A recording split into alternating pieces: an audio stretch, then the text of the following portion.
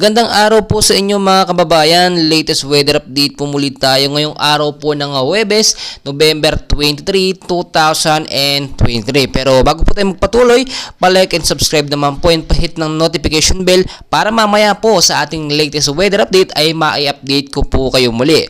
So as of now, ang nakaka-apekto po sa ating bansa ngayon, no, especially sa bandang Luzon, Visayas at Mindanao, ay ito pa rin pong shear line na siya nga pong tumatama ngayon sa eastern section po ng southern Luzon.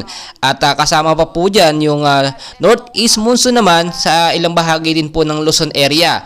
So ang pinaka main forecast po natin, no, ay na rin po sa ating weather condition. Makikita nyo po sa area po ng Bicol region, Quezon, Oriental Mindoro, Marinduque, Romblon, Palawan, Aklan, Capiz, Biliran, Northern Samar, no, at Eastern Samar po yan. Ang kondisyon po ng panahon dyan mamayang hapon po hanggang sa gabi ay maulap po na may bahagyang pag-uulan. So i-expect po natin na posibleng magkaroon din ng heavy rainfall or rainfall shower bandang hapon hanggang sa gabi dahil nga po sa hanging amihan, no. Ito pong northeast monsoon at yung shear line. At nakita naman natin yung naging epekto ng shear line, kahit po shear line lang yan sa may bandang Northern Samar, no. Sobrang nagbaha po talaga. Kasi nga naman kapag nagkaroon po ng patuloy na pag-uulan kahit wala pong bagyo or active LPA sa loob ng PAR, posible pong makabuo pa rin yan ng malakas na pag-uulan. Ito pong shear line, no, ay salubong po ng hanging amihan at ng northeast monsoon na siyang tumatama nga po sa ilang bahagi ng ating bansa. Makikita nyo yung area ng Northern Samar talagang apektado ngayon, hindi pa rin po humuhupa yung tubig. Kasi nga naman may pag-uulan pa rin po tuwing hapon hanggang sa gabi. Tulad na nga lang po na aking sinasabi, dapat maging ready po tayo sa bawat posibilidad na mangyari. Especially po sa mababang lugar sa Metro Manila, linisin po natin yung mga estero, yung mga kanal na lagi pong may barang mga basura. Pagka kasi po hindi natanggal yung mga basura, may biglaang rainfall shower tayo o heavy rainfall na tuloy-tuloy, posible po magkakaroon talaga ng pagbabaha.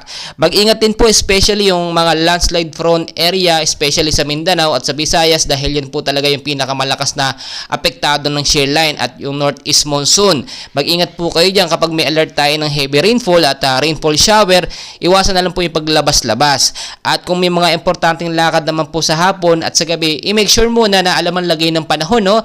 I-check nyo muna kung meron po ba tayong hypnosis na mga rainfall shower or mga localized thunderstorm. At panatilihin na lang din pong laging may dalang payong, jacket o kaya naman po kapote, especially sa mga magbabiyahe or mga uuwi po ng trabaho nila galing sa malayo. So ang sinasabi ko dito, dapat anumang oras, wala mang bagyo, may bagyo, maging ready po tayo sa bawat posibilidad na mangyari.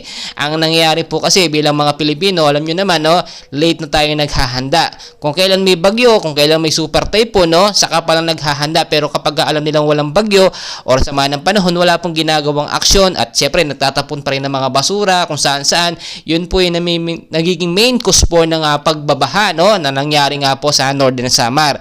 So marami tayong kaganapan na dapat bantayan at ngayon din po, alam naman natin, rainy season, expected natin bago matapos ang buwan ng Nobyembre, baka may isang bagyo pang pumasok, no, sa ating Philippine Area of Responsibility. And hopefully wala naman sana, no, dahil ang hirap po kapag kami sama ng panahon, nahihirapan din tayo makapasok at apektado rin ang ating kabuhayan.